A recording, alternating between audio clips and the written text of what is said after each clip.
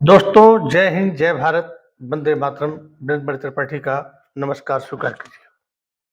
दोस्तों, पिछला वीडियो मैंने राजा हरिश्चंद्र पर बनाया था, 10 दिन हो गया है। आज फिर हम वीडियो बनाने चल रहे हैं। तो पिछले वीडियो आपने देखा है कि जो डोम है, उसकी पत्नी जो है कहते कि हाय दैया, मटका फूट जाना, नया मटका और ताजी ताड़ी गिर जाना बहुत बड़ा अशुभ होता है। मटका फूटने का श्राप अशुभ ये होता है कि उसकी पत्नी संकट में है और ताड़ी गिर जाना उसके बालक के प्राण संकट में है। तो डोम कहता है कि अरे मटका तोड़ा इसने और संकट तुम्हारे ऊपर कैसे आएगा? तो कहती है हाँ हाँ, ये तो ठीक है, इसी के कर्म फूटे के भाग में इसके लड़के और इसकी पत्नी पर संकट आए। राजा हरिश्चंद्र वही खड़े रहते हैं, शिव शिव कहते हैं, हे देवताओं, मेरी पत्नी और मेरे बालक की रक्षा कर दो। ये तो रहा पीछे वाला वीडियो। अब हम शुरू करते हैं आगे का एपिसोड। अब राजा हरिश्चंद्र शमशान घाट पर पहरा दे रहे होते हैं। उसके बाद जो है, अब उस पर एक वक्त का गाना चलता है, हाथ बिका चांडाल के हरिश्चंद्र बेहाल, हाथ हाथ बिका चांडाल के हरिश्चंद्र बेहाल, मरघट में कर मांगता लगा काटने रात, मरघट में कर मांगता लगा काटने रात। इसके बाद दोस्तों ये क्लिप देखिए आप। उसके बाद जिस ब्राह्मणी के घर हरिश्चंद्र की पत्नी और पुत्र बिके हुए थे, वहां पर दरवाजे पर कुछ बालक खेल रहे होते हैं। इतने में ब्रह्माणी आती है और कहती है कि अरे तुम लोग ठूस ठूस कर खाते हो, कुछ काम नहीं करते हो और खेल रहे हो। क्लिप देखते रहिएगा, कहीं छोटा सा वीडियो मिल जाएगा, कहीं फोटो मिल जाएगा। ठूस ठूस कर खाते हो और उसके बाद जो कोई काम धाम है नहीं, कुछ काम करते नहीं हो और खेल रहे हो, जाओ जंगल में कुछ लेकर के आओ। वहीं पर राजा हरिश्चंद्र का छोटा पुत्र राहुल खड़ा रहता है। तो उसको कहती है ब्रह्मणी, इसको भी अपने साथ ले जाना। तो बच्चे बोलते हैं कि माता, ये तो छोटा सा बालक है, इसको रहने दीजिए। कहती नहीं नहीं नहीं, इतना धन देकर के हमने खरीदा है, धन कैसे वसूल होगा, ये भी जाएगा। इतने में ही तारामती आ जाती है, कहती है कि हे माता, इस बालक को भेजिए, ये अबोध बालक है, इसका काम मैं कर दूंगी। कहते हा, ये कहाँ का राजकुमार है जो करेगा? तुम लोग को इतना धन देकर हमने खरीदा है, धन कैसे वसूल होगा? उसके बाद लड़का कहता है माता, आप चिंता न करो, मैं जाऊंगा। उसके बाद जो है बच्चे और बालक चले जाते हैं। जब ब्रह्माणी कहती है कि तू क्या कर रही है, चल अंदर, बहुत से काम पड़े हुए हैं, और तारावती को अंदर भेज देती है काम करने के लिए। ये वक्त का खेला है दोस्तों, किसी के साथ कुछ भी हो सकता है। उसके बाद बालक रोहितास और वीर लड़के जंगल में चले जाते हैं, कुछ विद्य रहते हैं, जाते हैं जंगल में, काफी अंदर तक चले जाते हैं।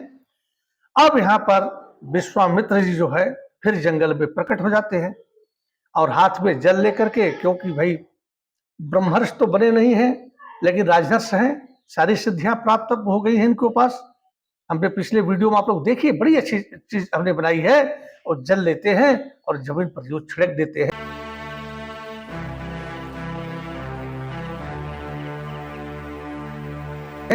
तब तक जो है एक नागराज जो है उत्पन्न हो जाते हैं, नाग आ जाता है और इच्छाधारी नाग होता है, वह फिर अपने रूप में आता है, कहता है प्रणाम ऋषवर। तो विश्वामित्र कहते हैं, हे गणाग देवता, राजा हरिश्चंद्र का पुत्र इस अरण्य मतलब जंगल में कुछ चुन रहा है, जाओ उसको डस लो और उसकी मृत्यु हो जाए। अब सोचिए, घर दरवाजा छोड़ दिया, डोम के हाथ बिक गए, ब्राह्मणी दासी बन गई, दास बन गए, दासी बन गई, लेकिन अभी भी इनका पेट नहीं भरा। अब पुत्र को मारने के लिए नाग उत्पन्न करते हैं और कहते हैं जाओ उसको जो है डस लो जिससे उसकी मृत्यु हो जाए। नाग कहता है ऐसा ही होगा, हाथ जोड़ता है क्योंकि ऋषि है, यदि मना करेगा तो भाई पत्थर बना देंगे, जैसे रंभा को उन्होंने पत्थर बना दिया था 1000 वर्ष के लिए। फिर वो मनुष्य नाग रूप को धारण करता है और उसके बाद चल देता है। देखिए सांप जा रहा है, इधर बालक सब कुछ बिन रहे होते हैं, बहुत से लड़के नहीं जानते हैं, एक भिवट होता है। जब जंगल में पेड़ बहुत पुराना हो जाता है तो बीच से टूट जाता है या जड़ के पास से टूट जाता है और बहुत से पत्तियां गिर जाती है, उस पर जो है मिट्टियां इकट्ठी हो जाती है और उसमें होल बन जाते हैं, बिल बन जाते हैं, जिसमें चूहे भी रहते हैं, सांप भी रहते हैं, दीमक भी रहती है। उसी जा करके उस बिल के अंदर जो है, होल के अंदर जो है, यह सांप अंदर छुप जाता है। इतने में ही राजा हरिश्चंद्र का पुत्र रोहित कुश चुनते हुए आता है और वहीं पर एक पेड़ है और जो भिवट है उसकी डालियां वहां पर लटकी हुई होती है। तो लड़का सोचता है कि मैं यहाँ पर चढ़ करके और कुछ तोड़ लूंगा, तो उसके बाद उस पर चढ़ता है। वहीं पर नाग है जो डसने के लिए चला है। उसके बाद जब बिल के पास रोहित का पैर आ जाता है, नाग निकलता है, ये अपना ऊपर ध्यान देता है तोड़ने में।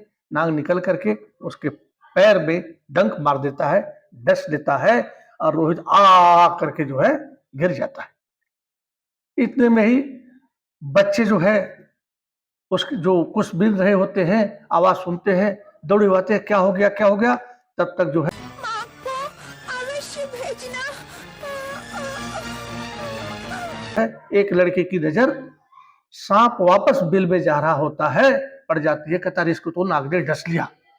फिर बालक रोहित कहता है कि मेरी माँ को भेज देना, मेरी माँ को भेज देना, मेरी हे गानेश्वर मेरी माँ को भेज देना। माँ को अवश्य भेजना। अब लड़के वही बालक को छोड़ करके दौड़ते हुए मतलब इस ब्रह्माणी के घर की तरफ चलते हैं कि तारामती को बात बता दे। अब इधर तारामती संध्या हो जाता है, थका हारी बेचारी एक रानी जिसके एक आदेश पर हजारों दासी आ जाती हैं, आज वह खुद दासी बनी हुई है। बड़ी विध की विडंबना है। फिर वो एक पर जगह बैठ जाती है, कहती है मेरा बालक सुबह से गया हुआ है, शाम हो गया, कुछ खाया नहीं है, क्या क्या कष्ट झेल रहा होगा, मेरी आंखों का तारा। वो बेचारी मुंह आंचल से पूछती है, आंखों में आंसू भर भर पड़ के आते। वक्त है दोस्तों, ये मृत्युदंडित है। यहाँ अकबर भी गए, बीरबल भी गए, सिकंदर भी गए, कलंदर भी गए, राम भी गए, श्याम भी गए, कोई नहीं बचा। सबके साथ ये मृत्युदंडित लोक है, ये शरीर है, यहाँ से सबको जाना है और अपने अपने कर्मों की कुछ सजा तो यही भुगतनी है और कुछ ऊपर भुगतना है। तब तक लड़के दौड़कर आ जाते हैं, तारामती दौड़ करके जाती है, देखती मेरा बालक है नहीं, कहती रोहित कहाँ है, रोहित कहाँ है, रोहित कहाँ है, हिलाती है। लड़के बोलता है ज्ञानेश्वर की माता मैं कैसे बताऊं। बोला नहीं बताओ, क्या हो गया क्या हो गया। तो कहता है कि रोहित को सांप ने काट लिया है। अब सांप तो काटा, रोहित को ऐसे लगा कि माँ को ही काट लिया सांप ने, और वह दौड़ते हुए अपनी मालकिन के पास जाती है। कहती मालकिन मालकिन मालकिन। तो कहती अरे क्या आकाश गिर पड़ा है, क्या विपत्ति आ गई है। कहती हाँ मालकिन मेरे ऊपर आकाश गिर गया, विपत्ति आ गई है, मेरे बालक को सांप ने काट लिया है। कहती अरे वाह, तू रोज कोई न कोई काम चोरी का बहाना ढूंढती रहती है, काम न करना पड़े और तुम जो है बहाने मारती रहती हो। जाओ पहले चावल कूटो, उसके बाद फिर जाकर के देखना लड़का मर गया है या जिंदा है। अब सोचिए दोस्तों, ये हमारे सनातन धर्म के जो राजा महाराजा जो ऋषि से परीक्षा कैसे ले रहे हैं और परीक्षा भी कैसे दे रहे हैं। संभव नहीं है आज के जमाने में। इसलिए राजा हरिश्चंद्र का नाम जब तक सूरज चांद रहेगा, राजा हरिश्चंद्र सत्यवादी का नाम रहेगा। उसके बाद जो है चली जाती है, देखिए क्लिप में चावल कूटने लगती है, तो मोटा सा डंडा होता है, आप देखिए फोटो में। जब वो कूट लेती है तो आती है ये ब्राह्मणी, इसकी मालकिन जो है लेटी रहती है। कहती माता श्री मैंने चावल कूट दिया है, क्या अब मैं जाऊं। तो धीरे से वो आंख खोलती है, कहती अरे मेरा पैर दर्द कर रहा है, जरा मेरे पैर दबा दो और उसके बाद जब मैं सो जाऊंगी तो चले। पाँव दुख रहे हैं दबा देना, जब सो जाऊंगी तो चली जाना। फिर उसके बाद सोच लो दोस्तों, इसलिए कभी किसी का बुरा नहीं करना। एक रानी एक ब्राह्मणी का पैर दबा रही है, अपने बालक से मिलने नहीं जा पा रही है। यही होता दास प्रथा का अंत अंग्रेजों ने भारत में किया था। क्योंकि दास प्रथा बहुत ही गंदी थी। दास अपनी मर्जी से पेशाब भी नहीं कर सकता है, लैट्रिन भी नहीं जा सकता है बिना मालिक के, और उसको मिलता क्या, सिर्फ पेट भरने के लिए खाना, जिससे वो जिंदा रह सके और मालिक का काम करता रहे। फिर वह पैर दबाने लगती है, और दबाते दबाते जब ब्रह्माणी मालकिन जब सो जाती है, ब्राह्मणी जब सो जाती है, यह धीरे से उठती है और जंगल की तरफ दौड़ पड़ती है। देखिए इसका दृश्य, दौड़ते जाती है, किस जगह पर कूस बीन रहा है पता नहीं है, अंतरंडम जाती है। फिर एक जगह देखती है कि इसका बालक पड़ा हुआ है, रोहित कहकर के जाकर के उसके सही पर गिर पड़ती है। यदि ऐसी सीन कभी हम लोग के घरों में घटे तो सोचो क्या होगा। फिर उसके बाद रोती है, बिलाप करती है, कहती है मेरा बालक मरने से पहले कितना तड़फा होगा, कितना रोया होगा।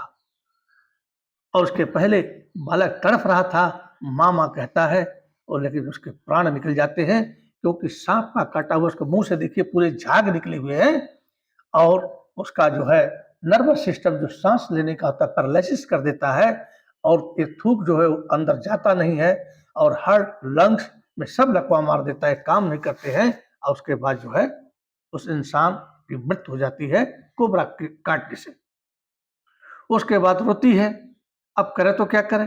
फिर कहती है हे विधाता, हे मेरे देवता, ये क्या हो गया, हे भोलेनाथ ये क्या कर दिया आपने, मेरी आंखों का तारा इस धरती के गोद में समा गया।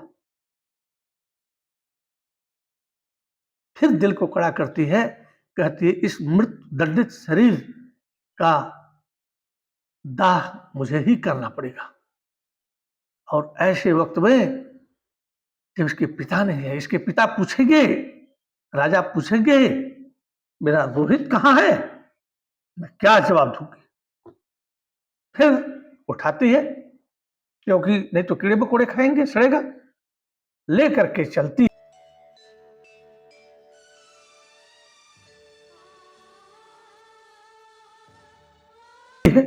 काशी में एक ही शमशान घाट है, और वहीं पर राजा हरिश्चंद्र वहां के चौकीदार है। फिर लेकर के चलती है, और फिर शमशान घाट में अंधेरी रात होता है। अब कितना दूर रहा होगा वो जंगल और कितना दूर शमशान घाट थे तो कोई गणित हमको पता नहीं है, लेकिन रात को 12 बजे पहुंचती है। शमशान घाट में शाय शाय होता रहता है, कुत्ते रोते रहते हैं, अध जली चिताएं पड़ी हुई हैं, जल रही हैं, और राजा हरिश्चंद्र को शमशान घाट में रखवाली कर रहे हैं कि बिना कर दिए कोई इस घाट पर जला न सके। यह चुपके से शरीर को रख देती है, फिर रोती है, फिर दिल को कड़ा करती है कि मुझे यह काम करना ही पड़ेगा, सत्य के मार्ग पर चलना ही पड़ेगा। इससे पहले देखिए मैं भूल गया कि लड़के कहते हैं जंगल में कि रोहित तुम यहीं बैठ जाओ, तुम काम मत करो। तो रोहित कहता है, और कहते हैं कि हम माँ से कह देंगे कि तुमने भी काम किया है। तो रोहित कहता है कि नहीं, असत्य बोलना पाप है, मैं काम करूंगा। देखिए बाप भी कितना सत्यवादी, पत्नी भी कितनी सत्यवादी, बालक भी कितना सत्यवादी। इसलिए होनहार बिरवा के होत है चिकने पात, जिसका बाप जैसा होता है अमूमन बालक वैसा ही होता है। उसके बाद वो जाती है, लकड़ी के लिए तो पैसा है नहीं, तो जो लाशें जल चुकी थी अभी सुलग रही थी, उनमें कुछ लकड़ियां थी, उनको उठाती है तारामती, और बालक के पास ला करके रख करके चिता सजाने लगती। अब उसी घाट पर हरिश्चंद्र है, यह देखिए। अब आगे का क्लिप देखिएगा कि क्या पति पत्नी दोनों मिलकर के उस बालक की चिता सजाए, या जो डोम ने कहा था, बीरबाहु जो था, जो उस घाट का मालिक था, उसने कहा था राजा हरिश्चंद्र से कि मैं बड़ा कड़क हूं, बिना कर लिए कोई भी लाश चिता नहीं जलनी चाहिए, एक सोने का सिक्का, एक नया वस्त्र और कुछ चावल। तो तारामती चावल देती है, सोने का सिक्का देती है, या चुपके से राजा हरिश्चंद्र और तारामती मिलकर के अपने बच्चे की शरीर को अग्नि के हवाले करते हैं। अगला वीडियो डालूंगा, देखते रहिएगा। लेकिन जितना हो सके मेरे दोस्तों, इसको लाइक सब्सक्राइब और शेयर कीजिएगा, क्योंकि जो पुराना पैटर्न का मोबाइल है वो उसको यूट्यूब वालों ने लॉक कर दिया है, तो इस पर ज्यादा लोग पास नहीं जा रहा है। जो भी आपके दोस्त हैं उस पर भेजिएगा। फेसबुक पर भी डालता हूं, उस पर भी लाइक, सब्सक्राइब और शेयर कीजिएगा। आपका ये किया हुआ मेरे लिए बहुत बड़ा उत्साह देता है और मैं वीडियो अब बनाऊंगा जिसमें देखिएगा कि आगे क्या होता है। जय हिंद, जय भारत, वंदे मातरम। थैंक यू दोस्तों। जय हिंद, जय भारत।